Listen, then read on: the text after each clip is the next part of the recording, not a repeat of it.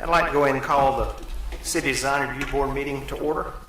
Everybody was emailed our minutes from last meeting, emailed and was mailed also to you in the mail. Can I have a motion to approve, or is there any amendments that need to take place?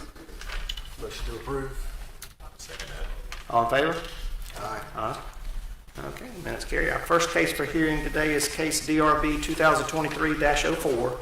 It's a request for a certificate of appropriateness for operation of a flea market to be located at 711 South Irby Street, specifically identified as Florence County Tax Map number 90089-01-006 in the D1 Redevelopment Overlay District and the ICCOD Irby Street Corridor Overlay District. Staff? All right. Good afternoon, everyone. So this case is continued from our April meeting. It was asked that the applicant gather more information for the board, and there were some public concerns, namely traffic.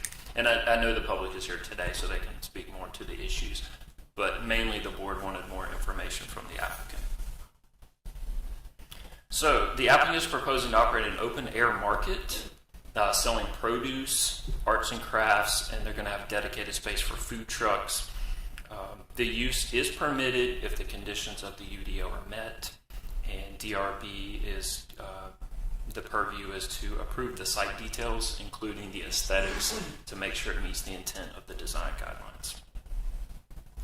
So this is the former Orangeland restaurant, and the applicant would like to use this location for the open air market. It is in the Irby Street Corridor Overlay District and the Redevelopment Overlay District, and the underlying zoning is Activity Center, which is mixed use. So here is the Amani Market proposal, and I've given y'all the latest site plan, the latest landscape plan, and also the materials list provided by the applicant's engineer to just let us know from top to bottom what materials they are proposing to use for Amani Market. So here's the updated site plan that we received recently. They have moved the temporary tents. The main structure will be permanent. They wish for that to stay up all the time. But then the temporary tents will be, it sounds like it'll be pulled down at the end of every weekend. So they want to operate Friday, Saturday, and Sunday, 26 weeks out of the year. And the main structure will stay standing, but the temporary tents, those 5 squares at the top, they'll remove those at the end of the weekend. So that you can see Irby Street, and they have a little driveway that they share with the office building next door. And then this is their landscape plan. They're proposing some trees, these trident maples, and also some shrubbery to kind of soften the aesthetics of the market.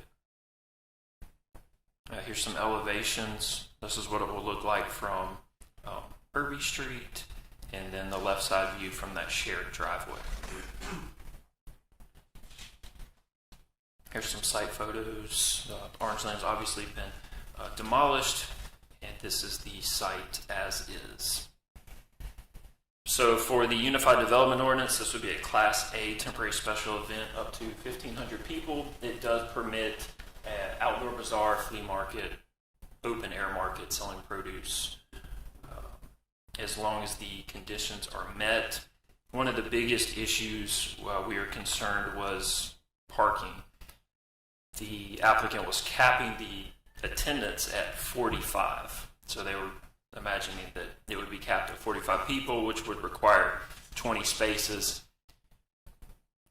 The board seemed to think there was some worry that if they exceeded 45 people, then where are these other parks going to come from? So the applicant did go out and get some shared parking agreements with Kingdom Living, the church next door, and the pawn shop. So they're looking at an additional 54 parking spaces, bringing their total up to 74. So with that amount of parks, they could have up to 167 attendees at that location.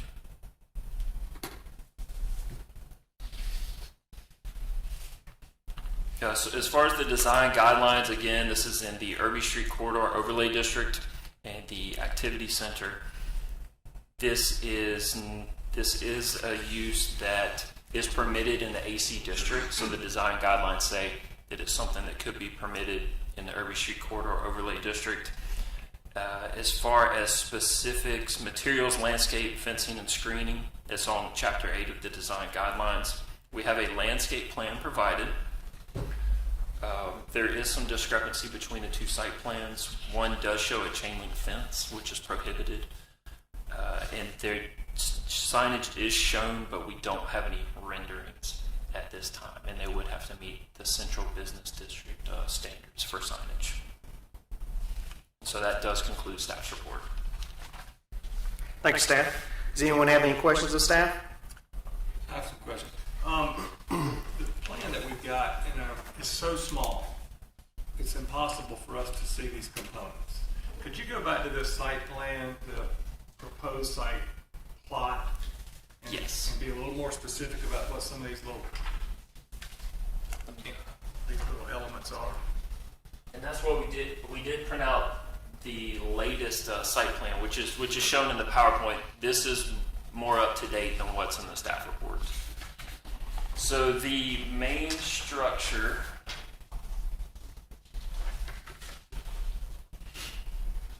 that might be in our materials list.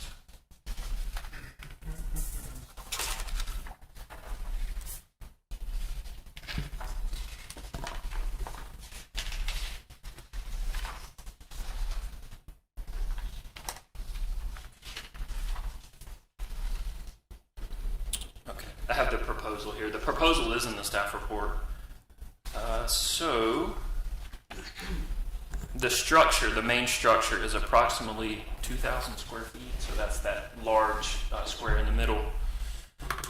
14 feet, 6 inches in height, and will be set back 10 feet from the front lot, but it just needs to be 30 feet from Irby Street, and it will definitely obtain that.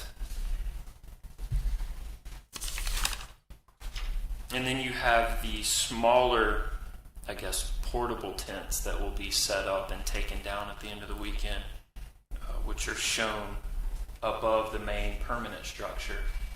In parking lot B, you have a couple spaces for food trucks and additional parking. And then throughout, you have some Trident maples. Are the food trucks on the lawn or on the pavement? Yeah, if y'all could keep up the PowerPoint for the time being, guys. Thank you. That's what it appears to be, yes, Okay. sir. Is that lawn or gravel or what is that material? I know that under the main tent, they're going to have gravel. It was my understanding, I always thought it was just going to be grass. I thought it was just going to be landscaped, some sort of grass. So for the parking areas, they're grass, or is it paved with lines? The parking lot A is existing, which I think that they will restripe. Parking lot B, I'm not sure of the material, whether that's gravel or grass or concrete. But we do have the applicant here if we want to get into more specific details. Staff, can you tell us the size of the lot? Size. Find that anywhere.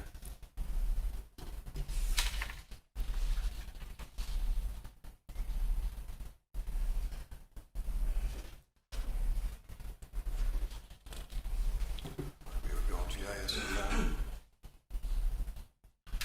Yeah, I'm sorry, I didn't put that in the staff report. See if it's in the proposal.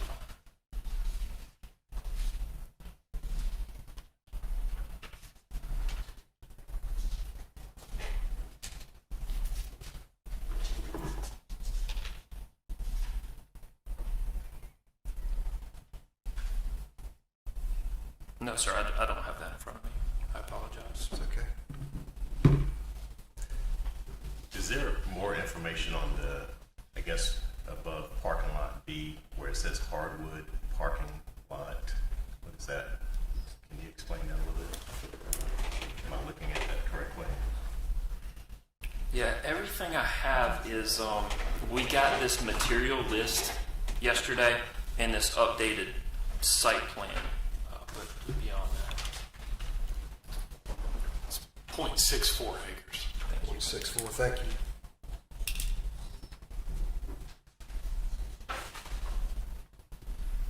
And staff, you mentioned that there was an agreement with some shared parking with adjacent owners. How many spaces was that again that were going to be shared? It was 54, I believe, bringing them up to 74. Okay, I got 74. 54 will be shared? Yes, sir.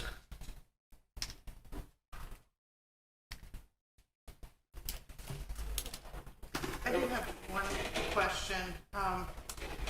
It has in here under the details for parking that a grassy area can be used, but no more than 2 weeks out of the year.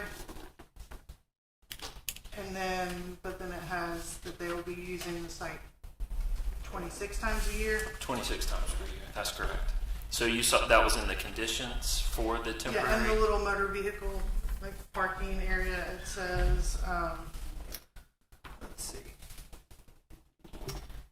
If the area is not used for more than 2 weeks per year or not more than 4 consecutive days at a time for a grassy area. So that would be a condition that they would have to meet. Gravel can be approved by engineering. We do worry about it Right. getting out into the street and leaving. So that would be something that I would just have to didn't be know which addressed. one held weight. Was it the 26 days of the year or was it the 2 weeks out of the year that? If that's one of the conditions, they'll have to get something more permanent for parking. Just a little clarity. And one of the conditions, there was a slide that said up to 1,500 people. I didn't know if that's just flea markets in general or for this size lot, because the parking spaces are 74 parking spaces accommodate, what'd you say, 150 people? Mm-hmm. But if it's approved for up to 1,500 people, Yeah. I mean, there's a huge difference there. That's just where our Unified Development Ordinance changes from a Class A to a Class B. So that's just a number in our ordinance. If it's above this, there are different conditions that have to be met. And I guess the reason I ask is if it became an issue down the road where people were parking elsewhere and it was over those limits, I mean, is that going to create a gray area where nobody's wrong, nobody's right? That would apply. That's right. What would occur is if the market exceeded the available spaces, which determines the number of users that can be there at one time, at that point it would become a codes enforcement issue where we would have to address that some way with the owner. That some regulation as far as the occupancy, so to speak, would have to be regulated. If it had started to exceed more than the 167 attendees.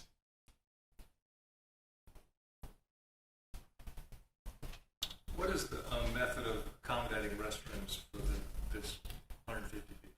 It's one restroom is required per 50 attendees. And what type of restrooms are we? I didn't see any on the plan. Right. I believe they're going to allow Kingdom Living's facility to people that attend the market can go into the church instead of. I haven't seen any proposals for porta johns. So handicapped people navigate this gravel area, across a parking lot, go into off the site to the restaurant. I would imagine they would have to use Kingdom Living's handicap space for accommodations.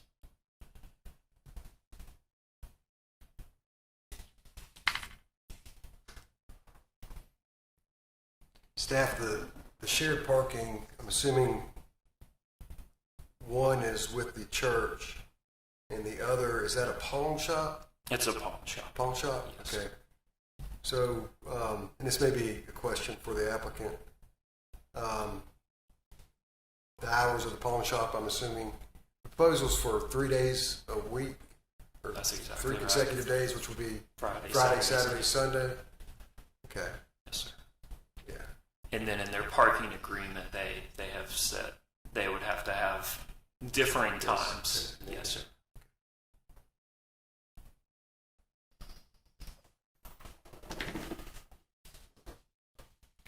Any other questions of staff?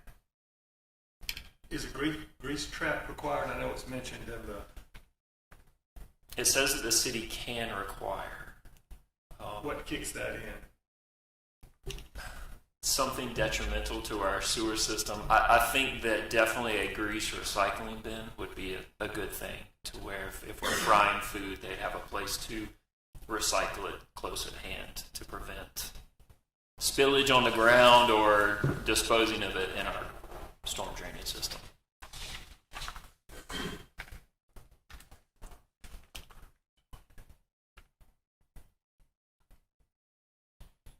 Okay. Since there's no other questions of staff, anyone here to speak on this matter?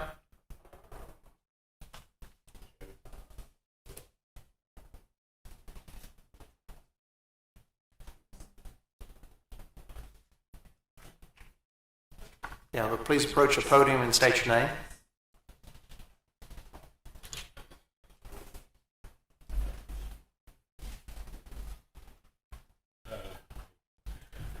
I'm Mike Tayara. I own the property, the 7-Eleven, and I've been living in that. I mean, I've been working in that area for the last 40 years, on Irby Street. I'm familiar with Irby Street, what comes, what goes, and the neighborhood and everything. He was my neighbor, the people trying to get the business. They've been my neighbors for the past 7-8 years. And I never seen a problem from them, with my communication with them, no problem. Not even cigarette butt in the parking lot. And they asked me to park sometime on Sunday. I don't open to park in there. I didn't mind. But I have a problem with the businesses sometimes across the street. They come and park at my place, across the street, the customers, and they go in there. I didn't say nothing. Even my next door neighbor, the business, the insurance, all the time they park there and they go in the business. I don't say nothing. I don't see no problem. I moved out of there due to a fire. I was on Lucas Street. So every time I come, tears about to drop, looking at that street, Irby Street, I feel like I live there. It is behind and behind and behind. I do welcome a business, we tried to build there. We had opposition, problems with we stayed about a year trying to apply and this and that. Then another location came up. I went there. But I like to see Irby Street revive again and come back, With a business like this here, I think another businesses will start coming, You ride up and down the street here, it's look like from the cowboy time, It's real old, There's grass growing here and there. We need to do something, It's a beautification for the city. So I think this is a real good idea. I don't see why not, They're good people and they did good job and they maintain no problem with their lot where they're staying. Even the people they rent from, they wouldn't rent it to them if there's a problem. I don't see any problem. Okay, Any question? Okay, thanks for your time. Excuse me? So thanks for your time. Thank you. Didn't have any. Any question?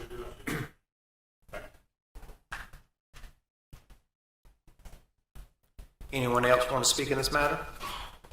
Approach the podium, state your name.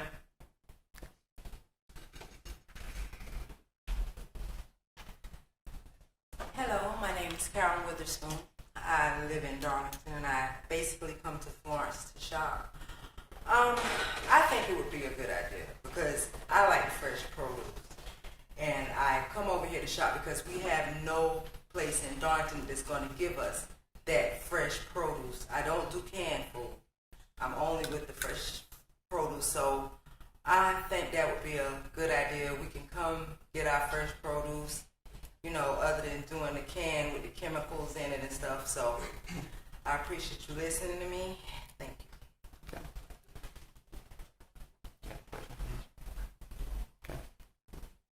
Approach the podium, state your name, please. I'm Kristen B. Anderson. I live in Lake City, South Carolina. But I come to Florence to do a whole lot of my shopping or whatever.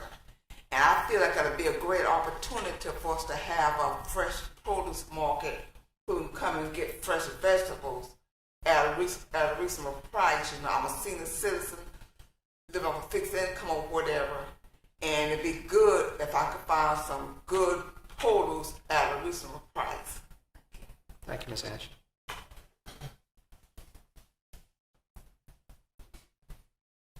Okay, approach the podium, state your name. I'm George.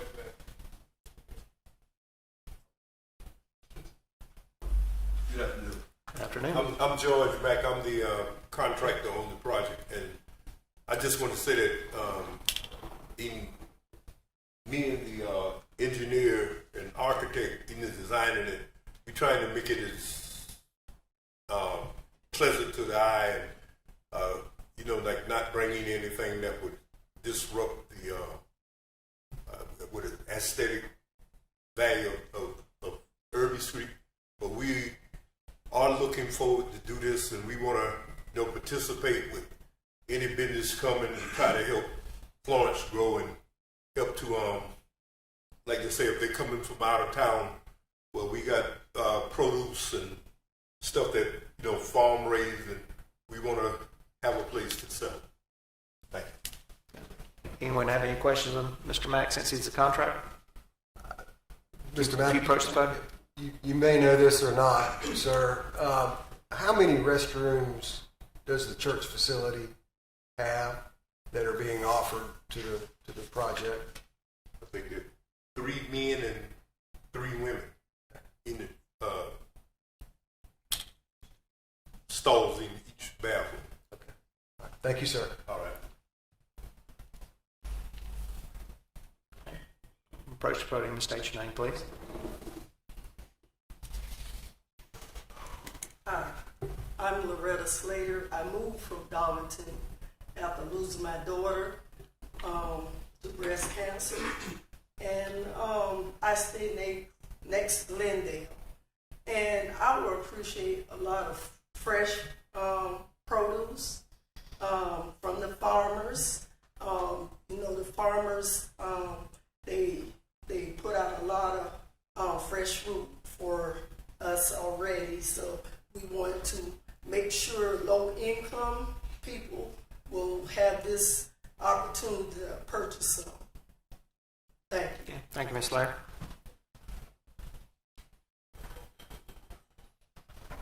All right, my name is Anthony Hall. I'm the program organizer for the Democracy Center. The Democracy Center is housed inside the church. The one thing that I can say is that, you know, when you ride up and down Irby Street, Reverend Woodbury represents innovation. I've listened to you say that the design falls within the use falls within the use that fits, right? So sometimes you got to think outside the box in the sense of what's the benefit of that. You're coming up with all the what could be problems. I have not heard one person offer one what could be positive. What could be positive? People riding down the street to see fresh produce. People walking around to get it that don't have transportation in a place that's transportation bad, poorly. You got apartments. You've got the park not too far from there. That young kids can see different kind of innovation, different kind of business. Next door, they can see a church that makes water, that has the capabilities to make water. So Reverend Woodbury is, what he's doing is beyond and above the imagination outside of the box.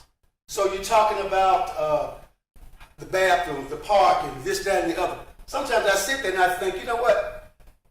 It seems like you're trying to find all the reasons not to approve it, you know? And then I had one of those old, way back flashbacks, like, whoa, is this poll tax time? I mean, being honest, because you seem to be looking for every reason not to look at it. So what I'm asking you today is think outside the box. Think of the positive benefits that it can be. Think of what it can do for the local farmers that have a place to sell their produce. Think of what it can do for some young person who thinks entrepreneurial and sees it in a different light. So think outside the box. Thank you, Tom. Okay. Approach the podium and state your name. My name is Rashad Cade, and I currently live here in Florence. I also live close to the Glendale community, and I've been a resident of Florence for quite some time, and I think about the economic standpoint of Florence. Florence has quite a bit of homelessness, and with another business that is here, that would create jobs for people. That would not only create jobs for people, but that would create opportunities for people to come off the street and actually do something with themselves. Who knows, the site that you would approve could be the beginning of many job opportunities. I've heard multiple times, even at these meetings, this is not one of my first time at one of these meetings, about all of you stating the necessary issues about revenue and economy and the problems that are happening, especially with the problems with homelessness and the problems that that you come across on a daily basis because of the low employment rates and stuff. If you allow this would eliminate, or at least help to eliminate, some of those problems. You have some of these people who are actually waiting for these kind of opportunities. And I think that those kind of opportunities are very, very crucial and critical, especially to an area like Florence. Florence is in a place where we're in a hub connected to the interstate. We have access to not too far away from Myrtle Beach. We're not too far away from a lot of major cities. You're not even too far away from Atlanta. So when you shut businesses out of a city, it limits the growth that a city can have. If you're all about the growth of the city and you're thinking about the growth and development, you really want to think about the growth and development of its residents and the people that actually live here and the people that would actually be. And you may even have some people that would want to come because there are a lot of people that are pro having organic foods. Some of you may even go and shop, and yes, the only produce that you buy is organic. The only things that we would be selling would be natural, organic, raised things. So you really want to think about the overall aspect. It's not only going to do good for economy, but it's going to do good for resources also. Okay, thank you, Mr. Cade. Anyone else want to speak in this matter? Approach the podium and state your name, please.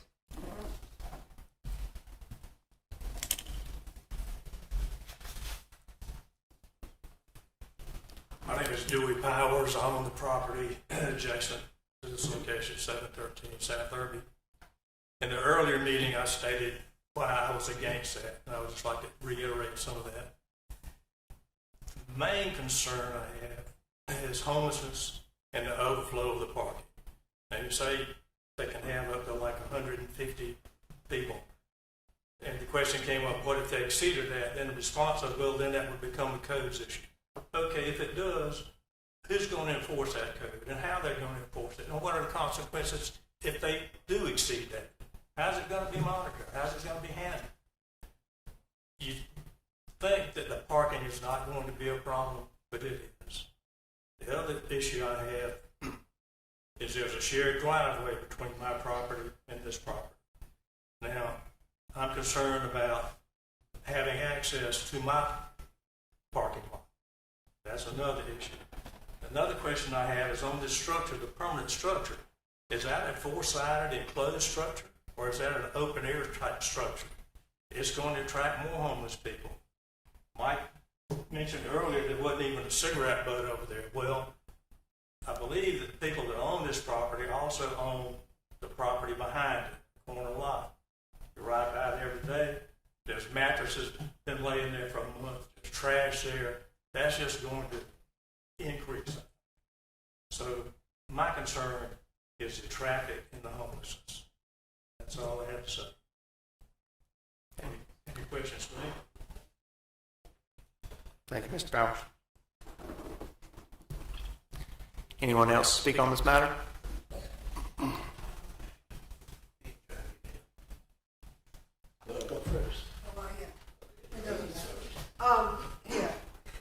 I'm Jerry Bowling, and I did the drawings for this step what we're going to be putting up there, and he just said something about homelessness. Well, I changed the original plan to make it open, so it's just wide open. It's just a shed. It's a large shed. That's it. The only thing we have is just a roofing, basically. And I can't see why there would be a problem with that. And also, I've also incorporated solar lighting to attach to it. So if somebody did go under or drive by, someone would be able to see it. And that's basically all I got to say about that. Thank you. Thank you, Ms. Bowler. No, you got a question? Any questions, Ms. Bowler? Okay, thank you. So my name is Reverend Leo Woodbury. I'm the pastor of Kingdom Living Temple and also executive director of New Alpha Community Development Corporation. So what we're bringing is something innovative that can help with the economic development of this city, as well as provide fresh produce so that we can bring down the number of food deserts that we have in the city, which is one of the primary reasons why people with pre-existing conditions like hypertension, obesity, diabetes wound up in the hospital during COVID as either victims or fatalities. Another thing is that we have a history of working with agriculture and farming. I'm the board chair for Agricultural Missions Incorporated, a 90-year-old Christian organization. We work with farmers in 70 villages in Sierra Leone and Liberia. We also work with farmers in Alabama, Mississippi, South Carolina, North Carolina. We currently have a $250,000 grant with Tuskegee University, where we're working with training people and building up sustainable food systems in the 4 states that I mentioned. So we have training with that. We work with Blue Ridge Women in Agriculture, which also have a co-op where they have an online program where they give out food packages. So everybody will not be coming to the site to receive food, because we'll also have a website. We'll also be delivering produce as well. We've been trying very hard in the past few years to build up food produce, agricultural, and entrepreneurial opportunities here in Florence. A few years back, we wanted to build a training center where we would also train people how to grow food, food storage, so people could eat healthy. We could not get a location in Florence. So instead, in Britain's Neck, South Carolina, there's a $400,000 project, training center, training people, because we could not get support in this city. So I don't know what else to say other than this is a good project. It's good for the people of Florence. It's good for business.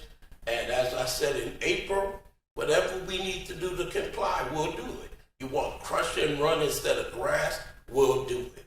So, the decision is yours. I hate to once again take a project to another county where we receive $400,000 in grants for that project and have another pending $250,000 from the National Fish and Wildlife Federation. So all I can say is we're trying to do good, but we have to work together. Thank you. Thank you, Mr. Woodbury. Anyone else? I said thank you, sir. Anyone else to speak on this matter?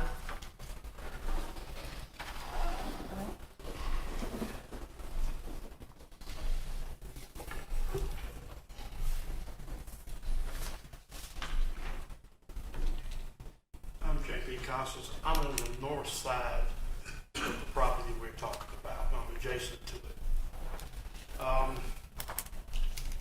Some time ago, we asked the city about us, what we're going to do about Irby Street. Oh, we're working on it to bring it up. I mean, you had plans, you had drawings and everything else. I ain't seen anything yet. We've been there since 1950.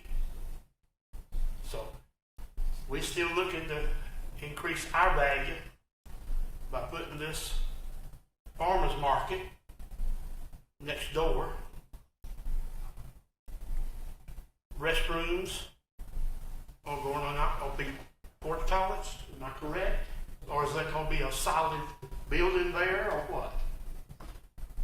What kind of urinals are going to be there? What kind of toilets are going to be next door? I mean, is it going to be just in and out? I mean, we're in a situation here that we're trying to upgrade this area. We need to do something about upgrading it.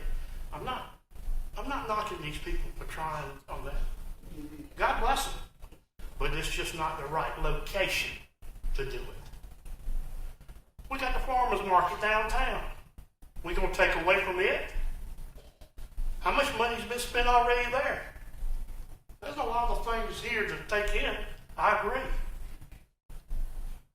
Parking. Where are they going to park? They can't park on my property.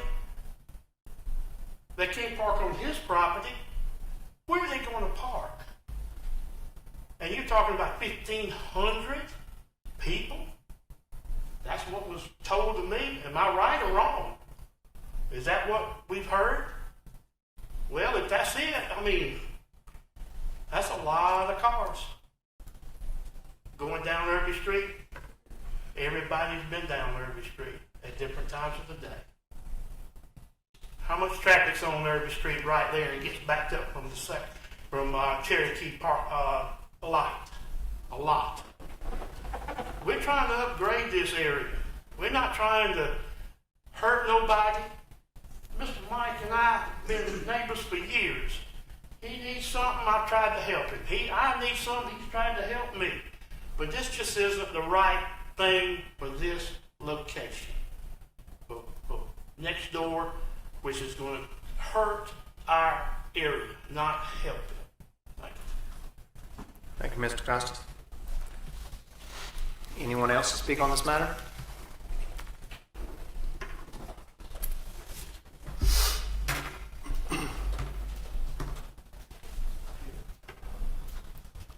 I'm Maria Costas, and my concerns are the same that you just heard, the parking and with the traffic backing up and the use of the parking lots next door or the adjacent parking lots. They're going to have people parking there, so it's not always be open for that. And then I just feel like the same thing with the farmers market. They got one in the city. They got the PD farmers market. And I just feel like the area needs to be redeveloped, updated, and without all the traffic back and forth. Thank you, Ms. Costas. Anyone else to speak on the matter?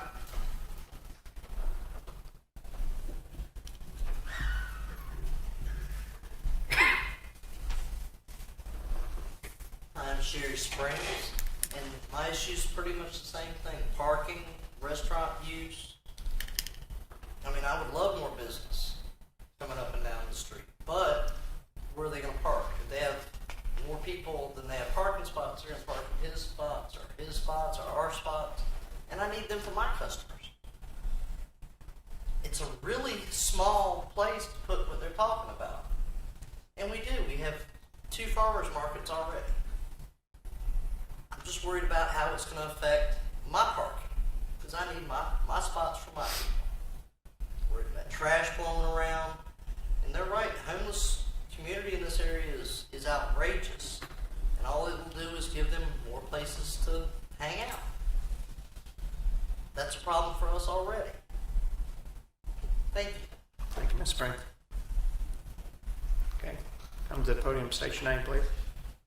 My name is Wilbert Rice. I'm a resident of Florence. I once had a store on Dargan Street before, they redeveloped. One of the issues is that's a vacant lot. It's non-productive, and you have a lot of creative minds that's looking to do positive things and are willing to work together. A lot of things are exaggerated. If you speak with homeless people, you know what I'm saying, they're individuals just like all of us in this room. And everybody is looking for positive results. Just like Reverend Woodbury stated, he said, we will comply to whatever the terms are, you know what I'm saying? It's called sweat equity. Who's willing to roll up their sleeve to come up with a solution instead of just focusing on problems? And like I state, a lot of these problems are fabricated because many of us don't even go out in the field to talk to the individuals. You know what I'm saying? It should be a fair exchange of energy. And another thing, Urban Street, there's a food desert. Of course, there's several farmer markets and whatnot, but there's several grocery stores, several restaurants, several gas stations. Why not fill the void? When you got creative minds that have positive influences, why don't we just come together? You know what I'm saying? That's the whole purpose of this. But if we fail, you're going to have a vacant lot. It's non-productive. What about the inspiration to the youth? You know what I'm saying? Setting like examples or whatever, what could be done. From an idea, putting it on paper, then seeing it constructed. You know what I'm saying? Say, how did you do that? We came together with the city. And then we agreed. Then say, well, okay, this is what it's going to be. When you do something positive, all the things that's stated as negative, a lot of times they go away. Right. Life gives them to life. You're talking about organic food, nourishment. What do organic food does? It feeds the brain cells. When it feeds the brain cells, that creative spirit start coming and magnetizing. And good tends to attract good. So that's what we need to focus on. What's the overall good? That's what I got to say. Thank you, Mr. Grice. Anyone else need to speak on this matter? Okay. Hearing none, we'll go ahead and close the public hearing and open it up for discussion or motion. What Reverend Woodbury said is the reason I'm on this council. I was appointed by one of the councilmen. We own 2 businesses, and I feel like I was saying the same thing over and over. How come every time I try to do something good for Florence, the city and the county seems to be trying to stop me every place they can get? So I actually, even though it's not what we necessarily want in the long run, I think anything that betters a property or betters something is good. So I applaud that part of it. I applaud all the good things you've said. Also, where I have personal experience as a business owner, traffic is like water. Parking is like water. It's going to find, if there's nowhere to park, it's going to find another spot. So I think that's the valid concern. And I don't speak for y'all, but that's my main concern with this, is because every business has a right to do business with their customers, just like y'all don't want any of the businesses around you blocking you from being able to serve the need you're trying to offer to our community. So we have businesses out at Freedom Florence, and when they have major softball and sporting events, we've had major problems where our customers have nowhere to park in our parking lot because these are people from out of town. And a lot of the selling points or the benefits that y'all have brought in a weird way kind of compounds the problem that is my concern, is that the better this is, the better this program is, the more people it attracts, the more parking actually becomes a problem. And I mean, we'd want it to be a success. We want people to get fed. But I think that's my biggest concern is once it passes, then it's kind of grandfathered in. So God forbid the church ever changed ownership and those bathrooms weren't offered or this or that. And I'm not, what I've also learned, and any lawyer will laugh at me, is I'm like, that'll never happen. This will never happen. We have this agreement today, and then a year from now or 10 years from now, things change. We all saw that 3 years ago. None of us could have ever imagined COVID and the pandemic. That'll never happen. So I think our job is to make sure that we not only have something that's better for Florence today, but in 5 years, we're not putting problems on neighbors or the police or whoever to have to resolve issues where they're called out because we've exceeded the capacity. Because, I mean, if you're having an event, if you're having all these people buying food, the last thing you want is people calling code enforcement or someone to come out and put a downer on the entire day and the entire crowd. So while before I owned businesses, I thought the city and the county and these kind of boards were here to find every reason to stop me from helping Florence, I've learned from experience there are reasons they're asking these questions now, trying to figure out where are these people going to park when it's a beautiful day and everybody wants to be outside. There's fresh produce coming in.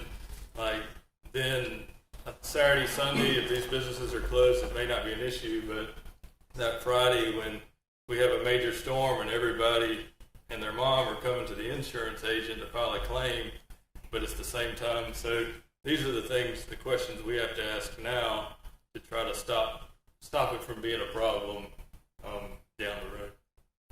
But I definitely applaud everything you've said for helping give people food that's not packaged, that's not full of preservatives, the same things we're trying to do with our family.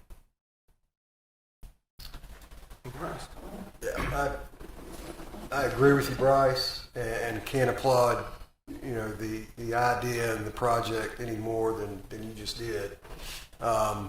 It's a great project. The question is it the right place? And it was brought up about how much traffic. The traffic count is 19,500 vehicles per day.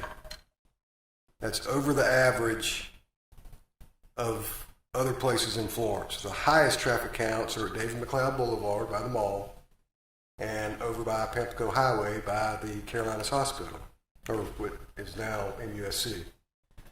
So 19,500 vehicles per day going 35 miles an hour at a place of business that most people are going to be out and about walking on a half-acre lot, just over a half acre.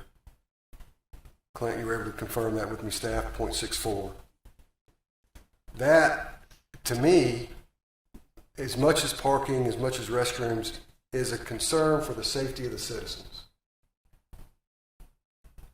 You get that many people on that size of a lot with that many cars with traffic counts going by that parcel, because there's no doubt in my mind that it'll be successful.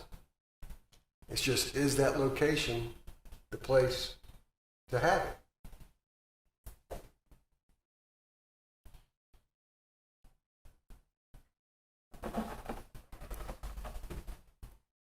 Anyone have any other discussion? Hearing none, does anyone want to make a motion? All right. With that being said, I'm going to make a motion to deny case number DRB 202304 with specific findings that the proposed work as submitted will have an adverse effect on the historic character of the district of the property. It is not consistent with the provisions of the design guidelines and is not in compliance with the relevant sections of the City of Florence Unified Development Ordinance as referenced in staff's report. My main reasons for this motion to deny is the safety of the citizens, parking, and restrooms. Thank you, Mr. Tedder. Have a second? I'll second. All in favor? Aye. Any opposed? Motion carries. At this time, a certificate will not be issued. Our second case for hearing today is case DRB 2023-11, a request for a certificate of appropriateness for renovations to be made to a building located at 127 West Evans Street, specifically identified as Florence County Tax Map Number 90167-02-008, located in the H1 Historic Overlay District. Staff?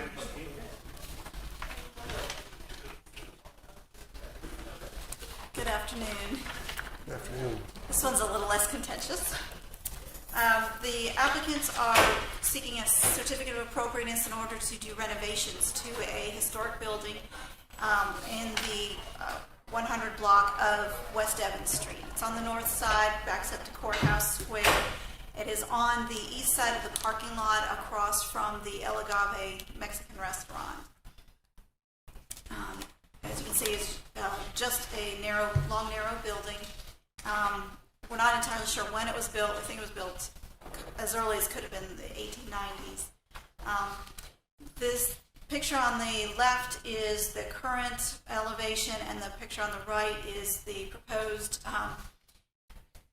changes they want to make to it. They want to center the front door and put a small balcony over it, and make the windows that are above 2/2 windows, which are more in keeping with the original style of the building. The west side, which right now is basically a blank wall, they're going to reopen a bunch of the windows and the doors that are existing. Again, open up the window, or renovate the windows, and the materials will pretty much all be the same that are there, and they'll just pretty much restore the way the building used to look.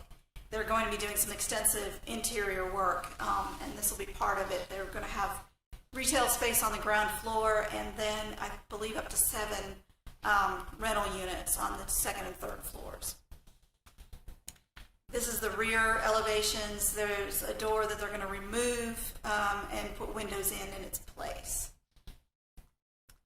These are some site photos. Again, they're going to look at the brickwork and the point, maybe repoint where it's necessary. They're thinking there might be a little bit of work they will have to do up on the parapet, but it wouldn't be quite so visible from the street. And again, that blank wall there above the parking lot, they're going to put in all the new windows and doors to access the new retail space inside. And these are some historic photos that were found for this building. And as you can see, there looks like there was a balcony at one time above the front door. And so they basically just want to restore that. The materials they'll use for that would be dark metal, like cast iron, railing for that, and pretty much just restore it to what it originally looked like as much as possible. So that concludes staff's report. Anyone have any questions of staff? The west side of the building, which faces the parking lot, if I'm not mistaken, that lot was the old town hall. Obviously, there was another building there, so like a lot of times downtown, the buildings were sort of sister against each other. But then whenever the town hall building was torn down, that left that void, and that created that exposed west wall or whatever. So to me, go back to that west elevation Oh, build a photograph of that west elevation, probably. Well, both of those are. I think right there. That's good. Go back. That one. I think it's kind of harsh, that first floor stucco exposure. And I know that's kind of the way it was, but I think that where all those cars are right there was Town Hall. Okay. And I think that, to me, that's what I see when I see this building, is this big exposed west elevation, especially on that first floor. I just hope that they can do something that softens that makes it a little more palatable, and because right now it looks like the Alamo or something. I mean, it's just this harsh wall almost. So I know it's going to have some punches in it that used to be there. I just hope they could kind of blend that in and make it a little softer. I just wasn't sure if they talked about that at all in the proposal. Initially, they were going to look at re-exposing that brick, and if you look at some of the old photos and actually the old Sanborn maps, the city hall actually didn't. There was a sidewalk and alley on each side of the building. So we're not sure when or why that occurred initially. They are going after historic tax credits and abandoned building tax credits with this project. If the historic State Historic Preservation Office allows them to maintain that, we're going to be working with them in the future to do some public art along that wall to help kind of soften that. We had the same concern. We felt like it's a pretty good opportunity to bring in some public art as well. So the Downtown Development Corporation will be looking at that in the future. Should we end up keeping that? That makes sense. Thanks. I like having some windows and doors along there will make it much more welcoming. That's great.